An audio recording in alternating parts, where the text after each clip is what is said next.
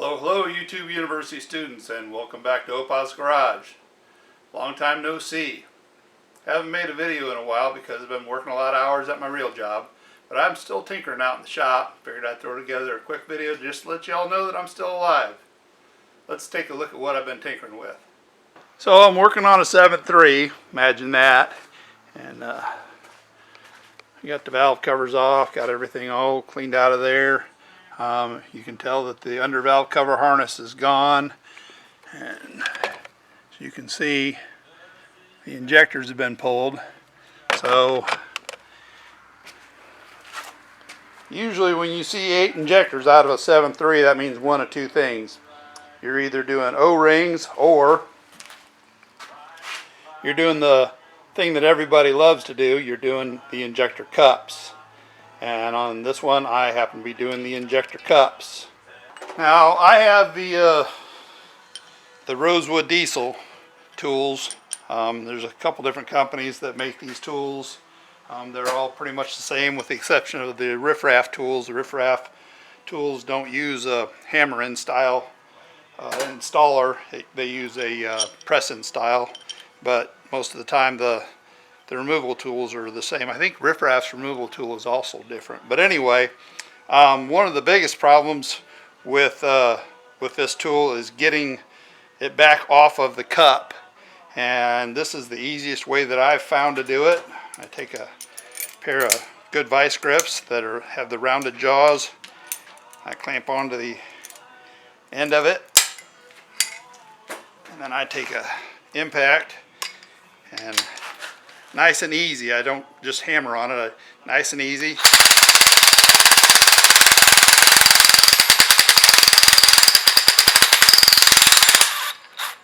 And you can see it comes right out. And of course, inside the cup is the penny to keep your shavings from getting down into the cylinders. Okay, so one of the first things that I want to mention is if you're going to be working on these 7.3s, riffraff diesel. I've been using them for years. They have quality products. They stand behind their products. If there is a problem, then they have awesome customer service. I can't say enough good things about riffraff diesel, and they have competitive prices. So that being said, I usually buy everything that I'm going to be doing any of these jobs. I just buy it through riffraff. And that's where I bought all the stuff for this truck. I of course went with the brass injector cups, which is what comes from the factory. Riffraff Diesel does offer a stainless steel injector cup. They are a little bit more money. I personally don't think that it's worth it to spend the extra money for the stainless injector cups, because 9 times out of 10 I'm doing this job on a truck that has between 300 and 350,000 miles on it. And I have found cracked injector cups, but like with this truck here, I actually think that these cups were done not too long ago because they look fairly new. And I think that whoever did them did not use the Loctite 620 retaining compound, because I found this gray, it's almost like a gray silicone, and it's still stretchy. But I found that big old piece right there, and I found some other pieces. Oh, I dropped it. That big piece right there, I found it in the bottom of one of the injector bores. But back to what I was saying about the stainless steel injector cups. I don't usually find cracked injector cups. Usually when I'm getting fuel in the cooling system, what I normally find is that the seal has failed at the top of the injector cup. This particular truck had 3 different cups that were leaking, and like I said, none of these cups were cracked. And I've run into this multiple times where there are no cracked cups, that it's the actual seal that's installed from the factory. Usually, like I said, between 300,000 and 350,000, that's when the seal that they use from the factory fails normally. So that's why I don't recommend spending the extra money to have the extra security of the stainless steel cup, because the compound is still going to fail, and the cup is not going to fail, the compound's going to fail. So having a stainless cup isn't going to save you in that situation. But the other thing that I usually do when I'm doing this job is I usually take some Scotch-Brite and I usually scuff the top all the way around, and I scuff the bottom all the way around where you put the retaining compound down here and then up here. That, to me, that seems like it's a good idea. I believe I saw that recommended on Stephen Cox's channel years and years ago, and I've been doing it and I've never had an issue with any of the cups failing. I think it actually, like he said in his video, I believe he stated that the scuffing up the brass kind of gives that retaining compound a little something extra to hold on to. Okay, so while I'm doing this job and I got the injectors out, of course I'm going to replace all the O-rings, which you can see on this injector. I've already put the new O-rings on it. And then the other thing that I'm doing is I'm going to shim up the poppet plate. The clearances are supposed to be between 2 thousandths and 4 thousandths, and the clearance on these injectors has gotten down to that 2 thousandths range. And so I'm putting the shims underneath the poppet plate and then putting shims underneath the injector solenoid to get everything back within specs. It'll help it start up easier and it'll help it run better. Now, these kits are available on eBay.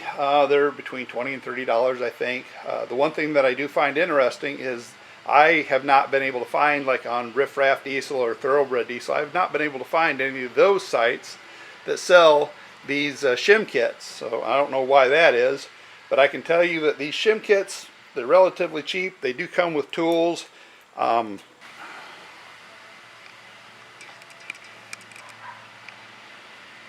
That's one of the Torx bits that came in the kit, and it came with two, and the reason that it came with two is kind of obvious. The one on the left, you can see the splines are straight. The one on the right, you can see the splines are twisted. And when I did that,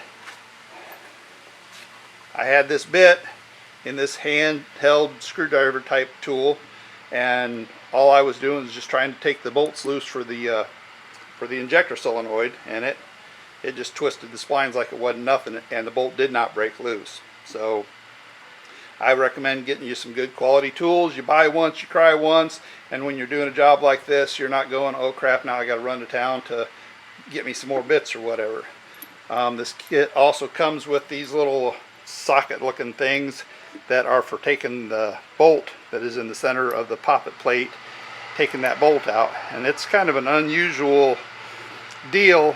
I mean, there's not a whole lot of clearance in there, but the bad thing once again with these is after you've used it to take 2 or 3 of those poppet plates off, usually the splines start stripping out. So hopefully you can get all of them out with those 2, and then they send you new bolts that have an Allen head to put the poppet plate back on.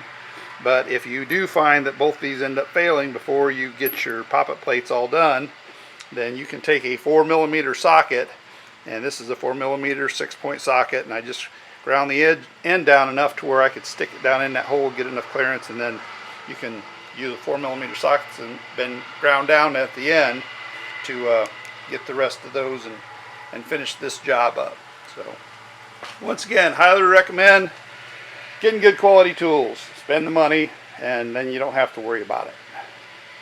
Another handy tool that I have for doing this job is this.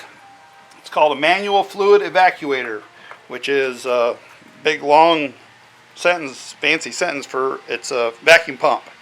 You got this handle right here, and as you pump it, it creates a vacuum inside here, and basically whatever you've got the end of this hose stuck in, whether it be oil or diesel fuel or coolant, it's gonna suck it all out of there. And I put this piece of plastic tubing on the end of it. I think I got the pump from Harbor Freight for, I don't know, like maybe $100 or something like that. But I put this piece of plastic tubing on there. As you can see, I can't find the hole. Oh, there's the hole. So as you can see, the tubing can get right down into that cylinder. I know a lot of people say, well, just leave your glow plugs out, crank the engine over, and that'll evacuate the fluid out of the cylinder before you put everything back together, blah blah blah. Yep, this is true, and I still do that before I put everything back together and try to start the engine, but I prefer to use this to get as much of that fluid out of that cylinder before I crank it over to get the last remaining little bits. But handy little tool. You can use it for more than just a job like this, I use it for all kinds of stuff. And for $100, I think it's money well spent. Now, once you get the injector cups out, you probably can't see that there's like a little bit of crust right there that you can take your finger or your thumbnail or whatever and you can pop it off. Well, that's residue from that Loctite 620.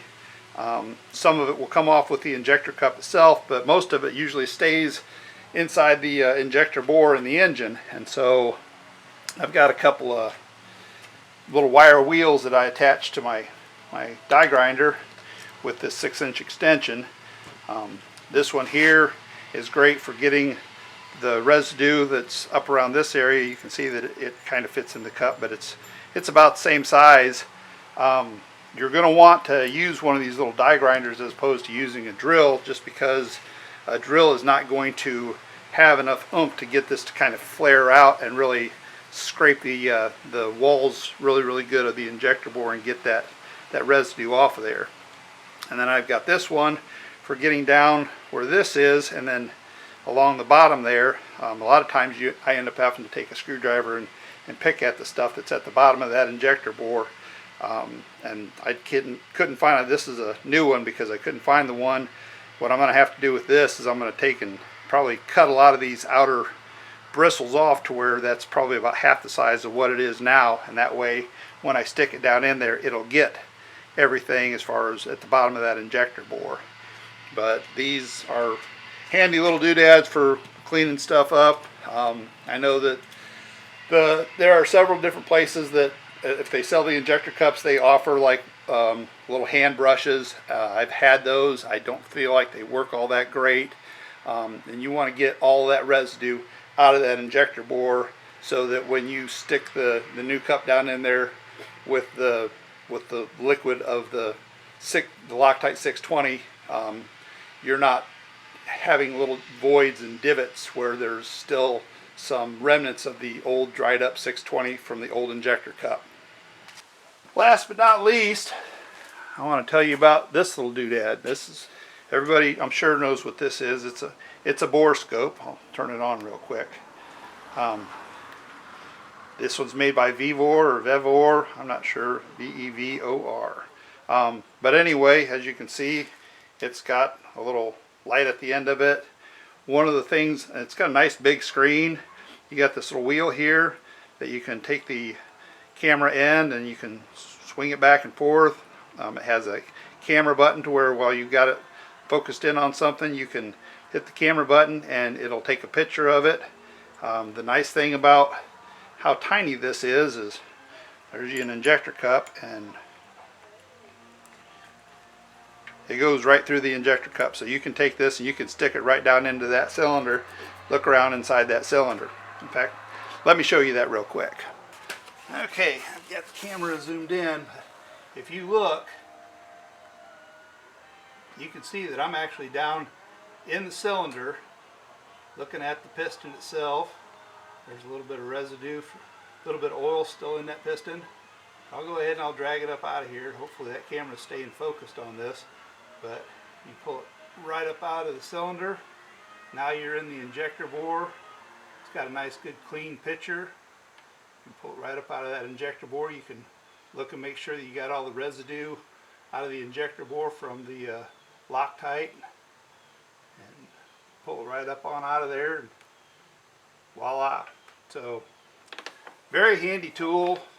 You can use it, take the spark plug out. It'll obviously go into the spark plug hole. But and it's relatively inexpensive. I think that I paid less than $150 for this thing, and it has been super valuable. I had one truck that it was getting coolant down into the oil, and I couldn't figure out why. And I had a hunch that it had cracks or holes in the cylinder wall, and so I ran that piston all the way down, stuck this down in there. The fact that you can move the camera around like that with this wheel, I was able to look around inside that cylinder, and sure enough I found some pinholes in that cylinder. So super valuable tool, relatively inexpensive. It's got a nice big screen. I can't remember if you can get this off of Amazon or if you have to go to the Vevor. I believe I got mine from Amazon, but I but you might have to go to vivor.com probably to be able to get it directly from the company. Well, it's kind of hard to work on things and make videos at the same time, so I'm going to get back to finishing this job up so I can get this truck back on the road. If you're enjoying these videos, please hit the like and subscribe button. I'd appreciate that. And until next time, keep living your best life. Get on out in the garage and fix something.